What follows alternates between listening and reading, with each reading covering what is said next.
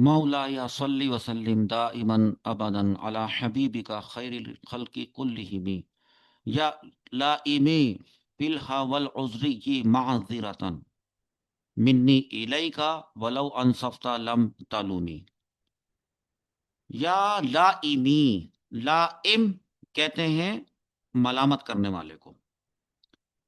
تو وہ اپنے آپ کو ملامت کرنے والے شخص، یعنی کوئی ان کو ملامت کرتا ہے، ٹھیک ہے، تو یہ اس کو پکار کے کہتے ہیں اے ملامت کرنے والے. لائم، لائمن ملامت کرنے والے، لکھا ہے لائمی یعنی مجھے ملامت کرنے والے. یا لائمی اے مجھے ملامت کرنے والے، فی الہوا میرے عشق پر مجھے ملامت کرنے والے، فی الحول عذری ہی میرے عذرا والوں جیسے عشق پر ملامت کرنے والے، معذرتن عذر قبول کر، میری مجبوری قبول کر، منی میری طرف سے مجبوری عذر قبول کر، الیکا تیری جانب، منی الیکا میری طرف سے اپنی جانب عذر قبول کر، ولو اور اگر انصفتا تو نے انصاف کیا ہوتا، لم تلومی تو ملامت نہ کرتا. اب بات کیا ہے، یعنی شاعر محترم فرماتے ہیں کہ یعنی اے میرے ایسے عشق پر ملامت کرنے والے جیسا عشق بنی عذرا قبیلے کے لوگ کرتے تھے، تو میرا عذر سمجھ. یہ کیا ہے بات؟ دراصل پہلے تو دیکھیں، اپنے عشق کو انہوں نے عذری ہی، میرا عذرا والا عشق، یہ اس کو سمجھیں ذرا. شاعر نے اپنے عشق کو یمن کے ایک قبیلے بنی عذرا کے لوگوں سے تشبیہ دی ہے. ہاں، بہت اہم یہ شعر ہے. بات کیا ہے کہ اس قبیلے کے بہت سے نیک لوگ اتنی شدت سے عشق کرتے تھے کہ وصال یار نہ پانے کے سبب انتقال کر جاتے تھے، یعنی گھٹ گھٹ کے مر جاتے تھے اور گھل گھل کے انتقال کر جاتے تھے، نہ نہیں بتاتے تھے. نیک پاک باز پاک دامن لوگ تھے کہ وہ عشق کی شدت میں مر ہی جاتے تھے. تو شاعر محترم نے کہا کہ میرا بھی تو عشق عذرا والوں جیسا ہی عشق ہے. عاشق اپنے ملامت کرنے والوں کو مخاطب کر کے کہتا ہے اے وہ جو مجھے عشق رسول صلی اللہ علیہ وسلم میں ملامت کرتا ہے، اگر تو انصاف سے دیکھتا تو جان لیتا کہ میرا یہ عشق عذرا والوں جیسا سچا اور پاکیزہ ہے، سچا ہے، پاکیزہ ہے، بے غرض ہے اور خالص ہے.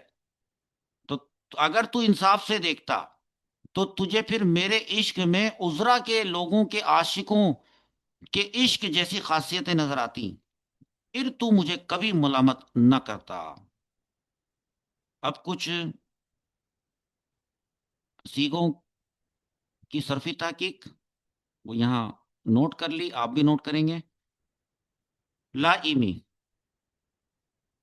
اب یا ضمیر ہے نا، یہ اس کو الگ کریں، اصل میں ہے یہ لائمن، اور وہ جو یا ہے وہ اس کا مطلب ہے میری، مجھے.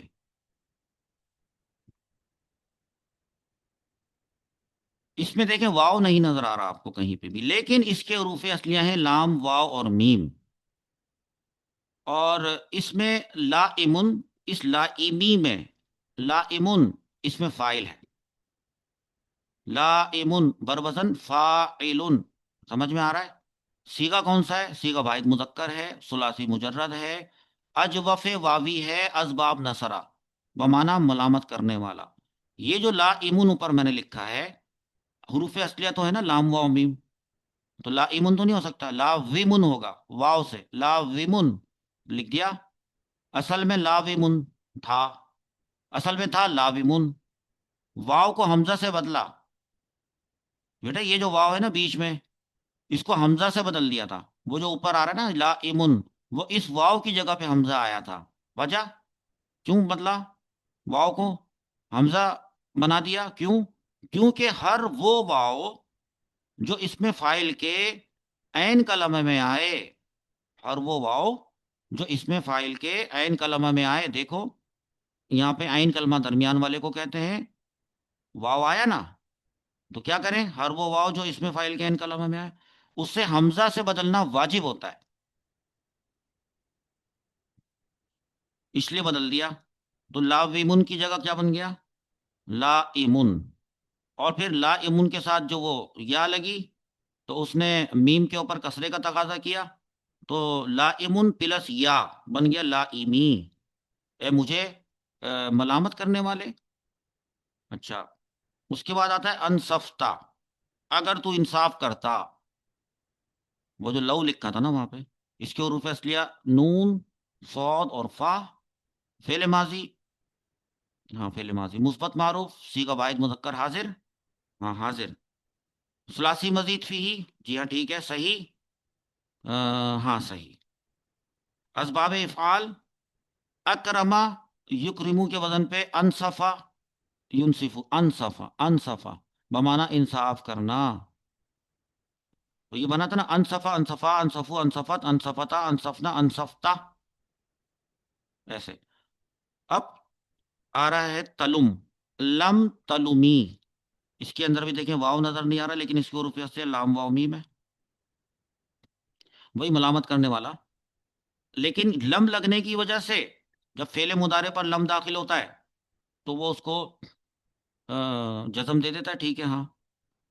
اور کیا کرتا ہے مانوی طور پہ اس کو ماضی منفی کر دیتا ہے، تو کہیں گے اس کو، اس کا نام ہوتا ہے فعل نفی جہت بلم، اس سیغے کا نام ہے، اور گردان کے اعتبار سے سیغہ ہے کون سا، واحد مذکر حاضر کا سیغہ ہے، کہ تو ملامت نہ کرتا، تو تو حاضر کو کہتے ہیں، ثلاثی مجرد ہے، ہاں، ناقص واوی ہے، جی ہاں،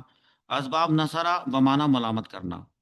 اب سوال یہ پیدا ہوتا ہے کہ لام واو میم یہاں پہ نہیں ہے، واو نظر آ رہا، کہاں گیا، اس کی تعلیل ہوگی، ہوئی ہے وہ سمجھ لیں، اصل میں پتہ ہے کیا تھا، تلومو، ہاں تلومو، لم داخل ہونے سے آخر پر جزم آیا، اس تلومو کے میم پر لگائیں جزم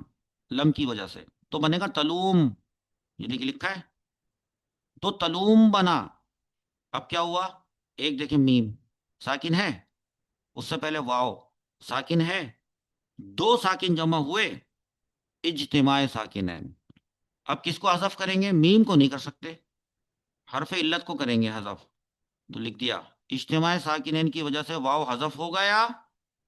اور کیا بنا، تلم، بلکہ لکھو تلم، لم تلم، چلو لم وہاں لکھا ہوا ہے، لم تلم، لم تلم میم ساکن، جزم دیا کس نے، لم نے، اور یہاں لکھا لم تلمی، آگے سے ملانے کے لیے کسرہ دیا جاتا ہے، یہ وہ ایک چیز، تو یہ ہو گئے 9 اشعار، اس کے بعد کریں گے انشاءاللہ عز و جل 10واں شعر، ربنا تقبل منا انک انت السمیع العلیم۔